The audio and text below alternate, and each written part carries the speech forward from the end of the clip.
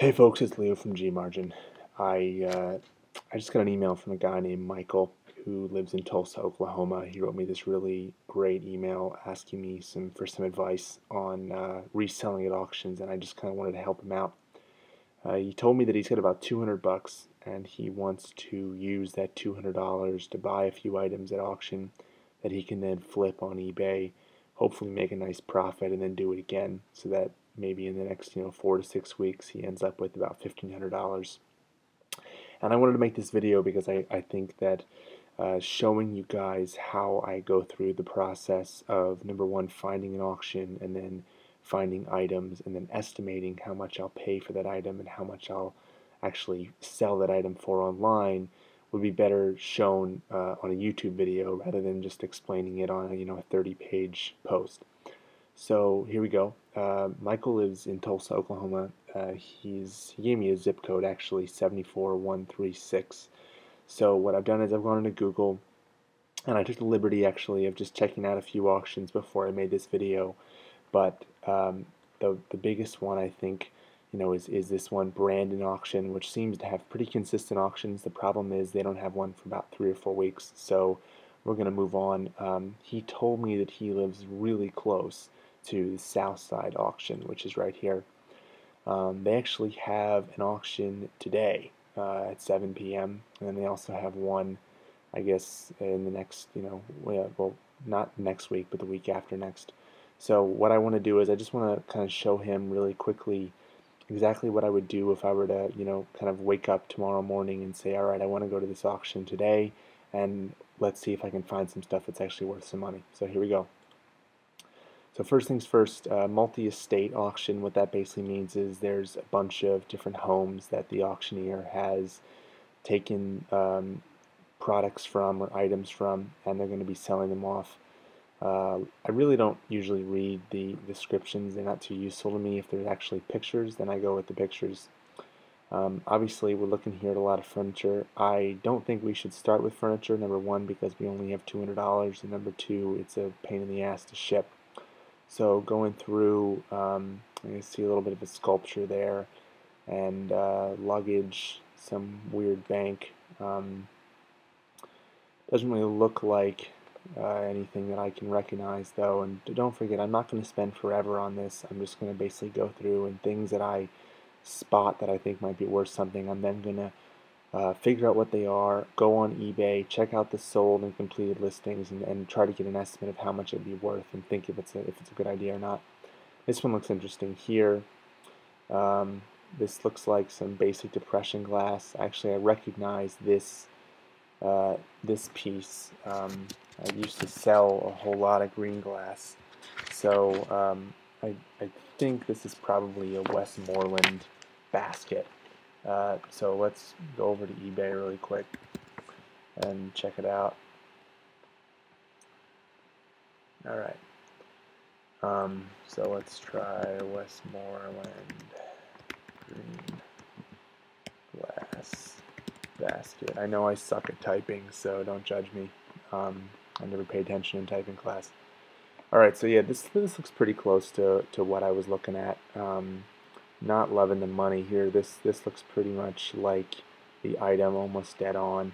A little bit more fluting than the one I see at the auction house, but not huge money. Obviously, $35 with 0 bids is definitely not great. Let's go over here to show only, and we'll look at sold listings. And I'm seeing here $8. At most like $20. So probably not a great item to start with. I think, if we're only dealing with $200, we're going to not really work so much on volume as we are going to work on one item that's severely undervalued or underpriced, that we can then find a community of buyers that we can sell to on eBay. And that's really the purpose here. So let's go back.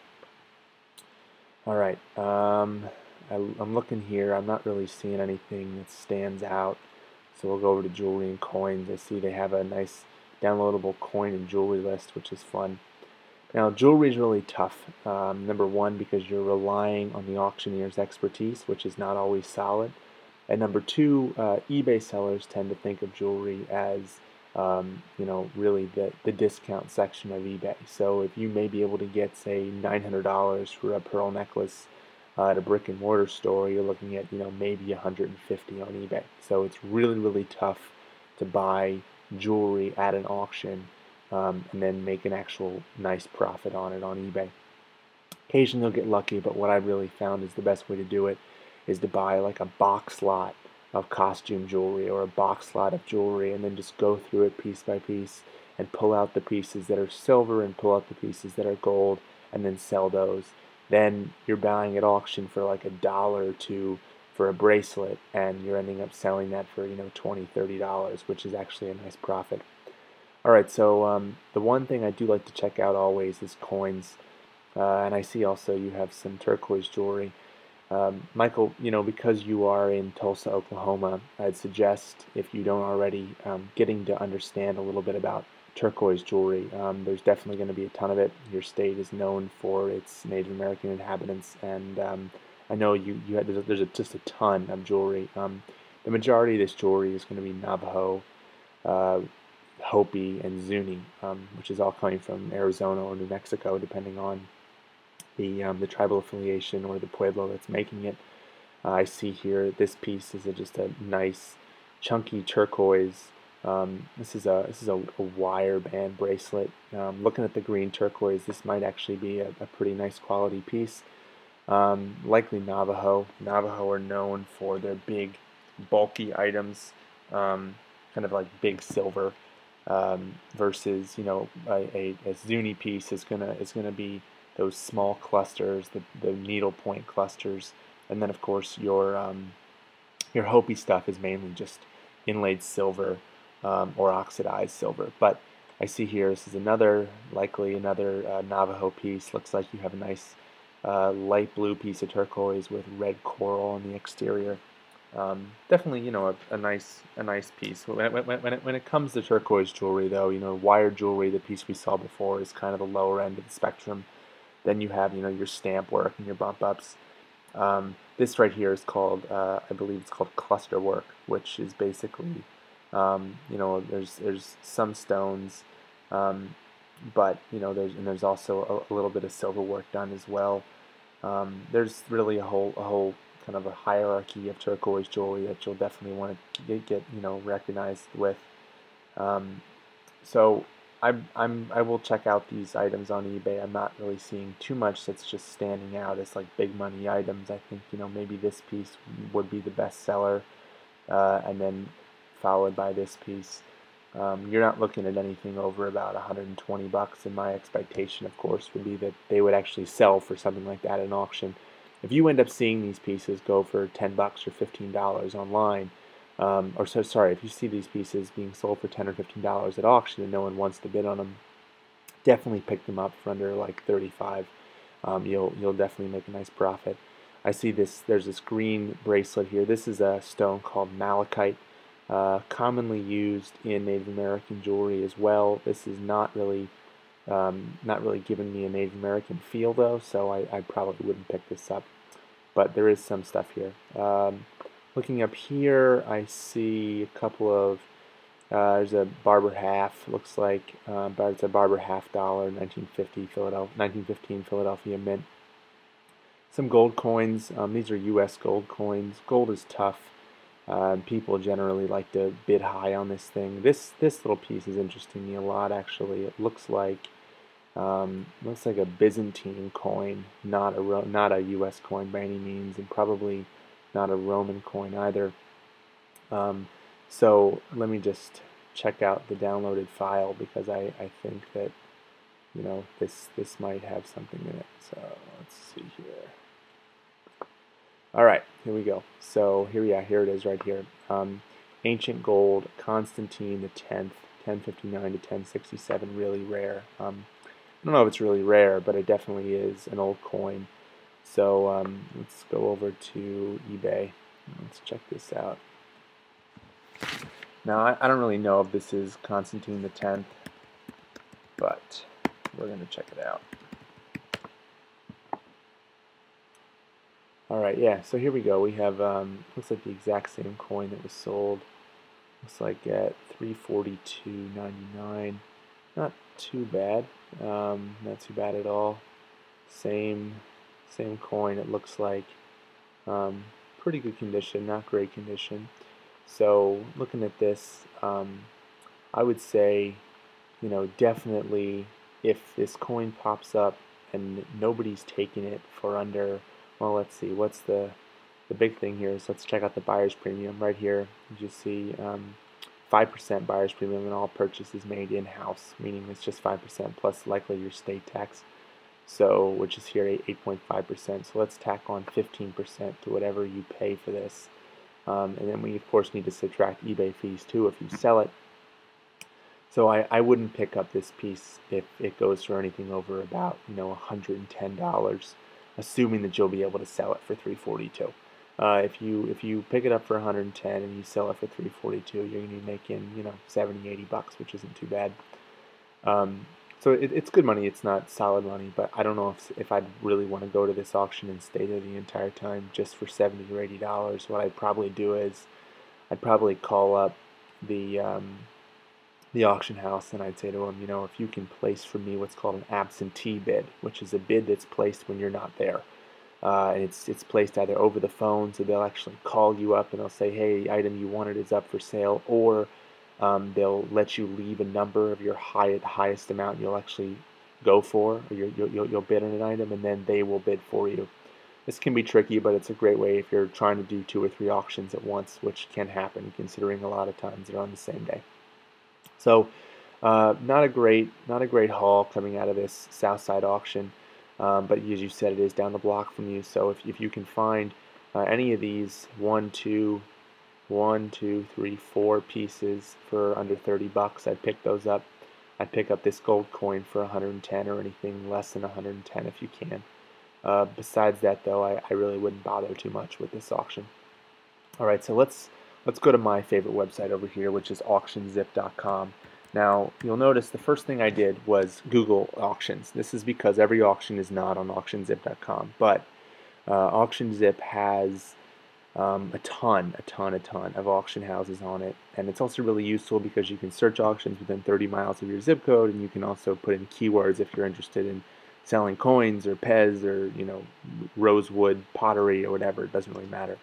So I type in your zip code here, and let's search, and what it'll do, you'll see it'll pop up and it'll show me today's calendar and the auctions that are today. Today is Thursday the 21st. So yeah, I don't bother with that. I never log in. Alright, so there's 3 auctions today.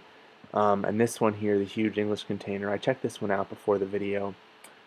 This is basically an auction service in Claremore, Oklahoma. I don't know where that is compared to you, but they are selling basically these large containers of collectibles and antiques. They're selling piece by piece from these containers. Pretty good stuff. And let's just check this out. So as you can see, they have the whole pictures of the containers. We're going to breeze through the furniture. No reason to mess with that. If you ever want to get into Craigslist flipping, I'd love to help you out there. But for now, I'm just going to kind of go through. I see here this says Singer. I'm expecting that to be a sewing machine. I don't know too much about old Singer sewing machines, so I'll do what I always do. All right, Singer sewing machine, wood box. All right, so obviously, yeah, nice, Leo, you can't even spell. Thankfully, eBay can. All right, so I just kind of go through and I see, all right, I couldn't find it quickly, and so I'm actually just going to go through it and not worry about it. I really like to keep these auction listings at under 15 minutes if I can, unless I find a nice item. What's this thing? That is, oh, that's the old sewing machine. That thing is ancient. All right, well, you know what? It is really old. I might go back. So let me just kind of file that for a minute and keep going through. All right, and what I'm looking for basically is I'm just looking for things that I, number one, recognize, because I don't really like searching for what an item is, but more than that, for something that just kind of catches my eye. I know that duck decoys always sell well, but these don't look particularly old, so I'm not really going to worry about them. Let's keep going. All right, so old clock, those are always fun. but nothing I can really do there.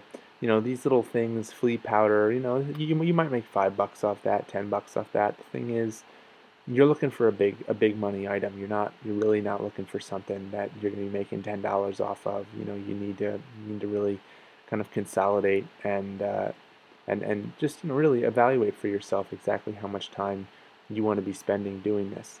So you know, if you wanna go to an auction and spend the 4 hours sitting in an auction selling the thing online, you want to be making real money. So even if your budget is only $200, you still want to, you know, definitely try to make some money out of this. All right, so going through green glass. This is depression glass. You see this all the time. Not really great money. You can find it in, you know, thrift stores and collectible stores, antique shops all over the place. And if here's some planes, these can sell actually for pretty good money.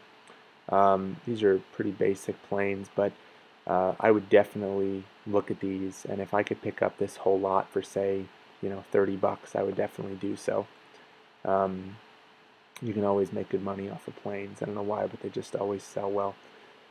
These look like two signal lights. Do a little more research on those. Uh, I'm not entirely sure who makes them, but they look like pretty good condition. And you know, if they happen to be off a train or they happen to be off an old sign or something, they can bring, you know, 50 to 100 bucks a piece. All right, so here's two things that I definitely think I want to check out. Looks like an old floor fan.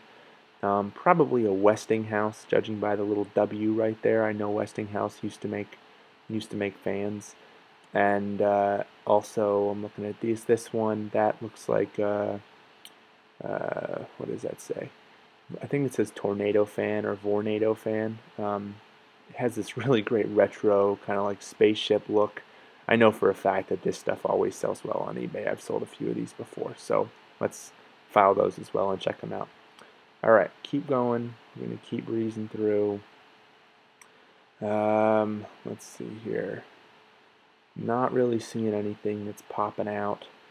There's this thing. I don't know what the hell it is. Rogers Vitilator. I'm going to file that one away as well.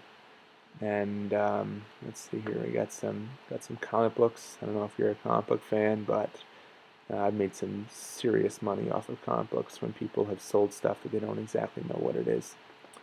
All right. Let's see here. That's nice. It's a little bank lock. Those can sell for money. I'm not going to bother with it because, as I said, you're only working with 200 bucks, and you know, we gotta make some big money items. So let's keep going. Let's keep going. Okay, here's a nice item. Now, if this happens to be a Tiffany stained glass piece, this looks pretty crappy, so I don't think it is. But just in case, I will look it up. Tiffany stained glass is worth megabucks. So if you can find it, that's awesome. Definitely check out Tiffany stained glass. These pieces here, these are basic Fenton hobnail glass pieces. Fenton hobnail. Not big money either, but they are fun. And you know, if you find them at thrift stores for like $2, $3, you should definitely pick them up because you can make, you know, 15 to 45 each on them. All right, and then just I want to breeze through quickly and look at the full auction pictures. I want to kind of see the setup. Looking at this stuff, you know, is this probably going to be sold in box lots as you know, one money, or is this going to be sold piece by piece, individual by individual? It is really important for you to just kind of get a general understanding of how the auction works. So when you show up to these auctions, you know, take a minute, don't bid instantly, don't get too excited because, you know, auctions can be really exciting. Level your head and stick to the cheat sheet that I'm going to show you how to make in this video. All right, so let's go check out those items that I flagged earlier. All right, so first things first is that weird looking Singer sewing machine. I don't, you know, I'm gonna try to look for it and see if I can. Now, one thing I like to do if I'm not sure what an item is, but it's old as shit, which is what you're seeing there, is what I'll do is I'll go to the sold listings for the Singer stuff, and then I'll just go to prices highest first. The reason I do this is because if it's, you know, if I get to the level where it's, you know, I'm not really looking at any money, then I just say screw it, it's not here, I'm not gonna buy it. All right, so I'm just cruising through, trying to find that weird looking that weird looking item that I just had, which is right here. All right, so that is weird as hell. But all right, so let's just kind of cruise through and see if I can find it. And you know what I might do is if I get really intrigued or really interested in an item. This one actually is kind of interesting to me. At first I didn't think it was worth anything, but you know, I do find these things sometimes kind of exciting. So what I may do is I may spend, you know, 10-15 minutes actually going through, finding the actual item, and really kind of trying to figure out exactly what it's worth. What makes me crazy is these auction houses can easily just, you know, say what it is. They normally know what it is, they just get lazy and they just don't want to write exactly what the item is, which is kind of a disservice to them, considering there's people like me and you that are wandering around looking for sewing machines, or you know, whatever the hell else they're going to sell that are worth some money. So they may actually be losing themselves a buyer here. Now, hopefully, you would, you know, show up to this auction and you know, buy the machine either way if it was under, you know, 30 or 40 bucks, just because it's obviously worth something.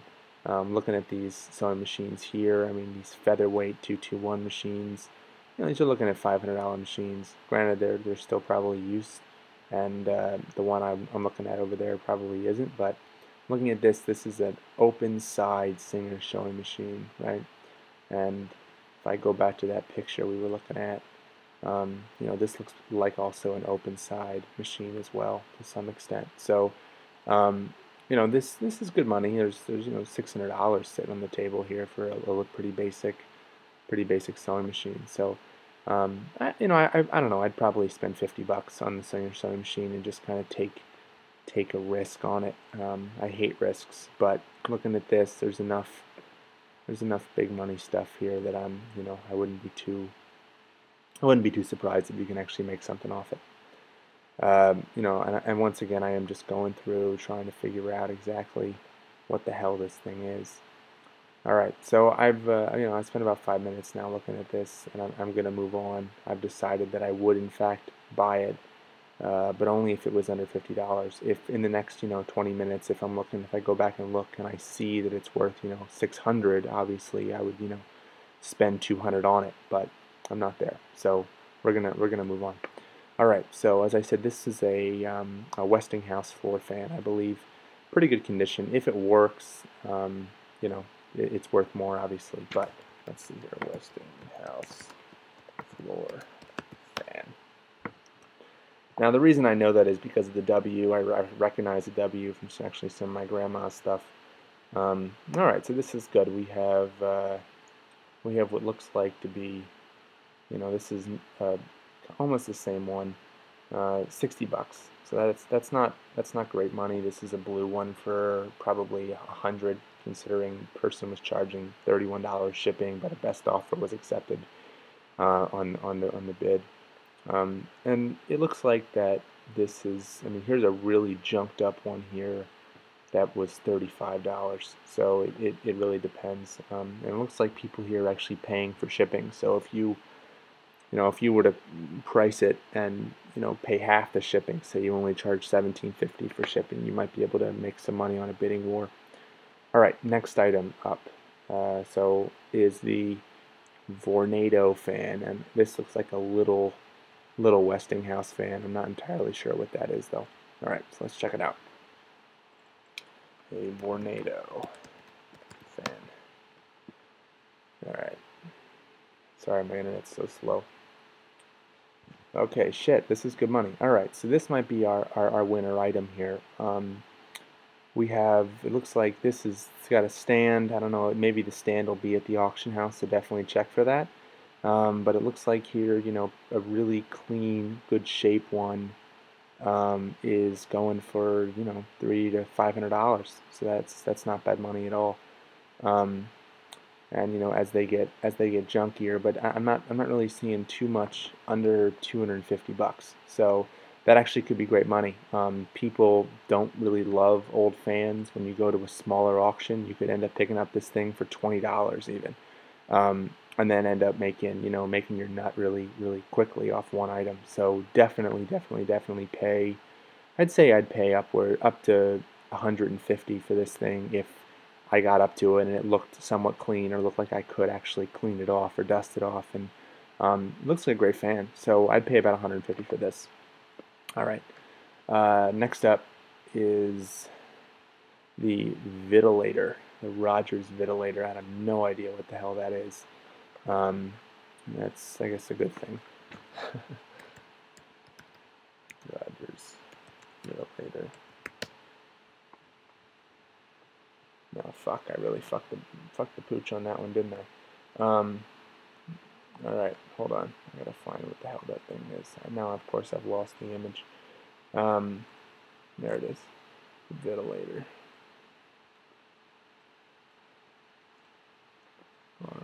See, look at this. I really messed it up. Jesus. Alright. Probably doesn't help that it's 3 in the morning. Alright. Rogers Vitilator. Yeah, okay. So, you know, not big money, obviously. I don't know what that even is, but looks like between what? This is 43 GDP, so probably about 70 bucks. Alright, so, you know, if you can pick it up for $20, I would do it. If I were to jump into this auction, just with what we've gone through so far, I'd probably try to get the fan. That definitely go after the fan, the Vornado fan, and then I'd also pick up this thing if I could for $20–25, and I don't know. I'd also probably go for these signal lights for another 10, just because I know that, you know, looking at this, if this is copper, or, you know, copper with brass. If the glass isn't cracked, they definitely sell for, you know, $20 or $30.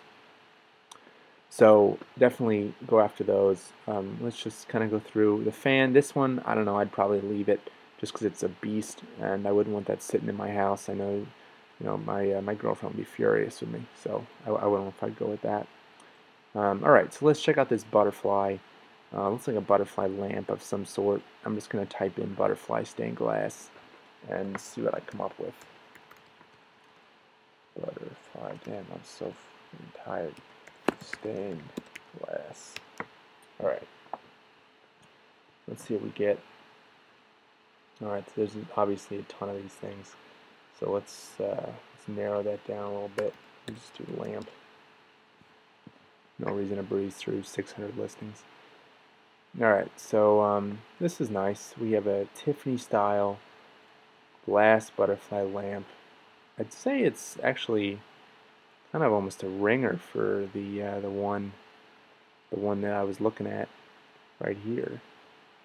Damn close. Actually, it might be the same thing. It has the connector pieces here, and it looks like it has really similar markings. So this thing was right now it's at $79.99, but it's new, and you know, it's Tiffany style. So what I would do is, most definitely, I would, you know, okay, so here we are at 62. So probably the more accurate estimate would be between $50 and $60. So if you can pick the thing up for, you know, 15, I'd do it, but nothing more than 15. That would be a waste of money. Unfortunately, it's probably not a Tiffany lamp. If it was, in fact, a Tiffany lamp, the money the money goes up exponentially from there. Tiffany lamps can sell for thousands and thousands and thousands of dollars. So definitely keep your eye out on stained glass stuff for Tiffany, and get to know Tiffany. I found a couple of items in my travels that have people have thought were something that have actually turned out to be Tiffany, and I've made, you know, a couple $1,000 in one fell swoop. All right, and lastly, I'm looking at some Hulk comics. I can see a few numbers, number 69, number 72, number 77. So let me just quickly go here and just do Hulk number 77. I just kind of want to see what it's selling for. Alright, yeah, so basically nothing. So screw that, we're not going for that stuff. Alright, so this is basically all I do. And then what I'll do is I will actually just write down on a pad of paper or an Excel spreadsheet the items that I want. So in this case, I'd say the little sewing machine for 50, the uh, Vornado fan for 150, these um, these planes for 15 or 20, these signal lights for 15 or 20, and definitely go after that weird Rogers ventilator thing for I don't know, I'd buy it for 25, and then I would basically just go to the auction and go with my little list and set myself a price limit that I just said, and don't go above that price limit. So bid low, don't just jump on the item when the auctioneer starts you at 150 or 100 or something like that, drops down to 25. When he starts asking at 25, jump on it and pray like hell that you make it. And what I'll normally do is if I have $200 in stuff, I will try to find $600 in items that I want to buy. So what normally happens is I end up winning about 25% of the items that I actually want to bid on. And I never, ever, ever, ever, ever go over my price limit. That's really friggin' important, because if you do, first of all, if you don't have the money for it, you don't have the money for it. That's life. But also, you really don't want to not make a profit on something. You always want to make a profit. During my time when I was doing auction resale full time, I was closing at a profit of like 97%. But that 3% still pissed me off. It really sucks to lose money. And if you're going to spend it, you certainly don't want to lose it when you try to resell something after putting all that work and effort into it. So that is my first video, just showing you the process that I do. As I said, what I would do now: take my little notebook, write down all the items I want to buy. I'd go to the auction, I'd check out the condition of the items, I'd find the items, and then I'd definitely try to bid on them and not go above my limit. Keep in mind, if you have $200, there's a 5% buyer's premium and an 8.5% sales tax. So you're only going to be able to spend about $170, and you're going to run out of money. So bid up to $170 for all your items. Try like hell to get that fan. That would be so sick if you got that fan. You'd make big money. And then we can do it all again and check out some more items on AuctionZip tomorrow or the next day. All right, so take care. Thanks so much for watching. And, go to my blog if you have any questions about how to list or how to research. I'm doing these stack challenges, and I'm trying to put up as much content as I can to be as helpful as I possibly can. All right, thanks so much. Bye.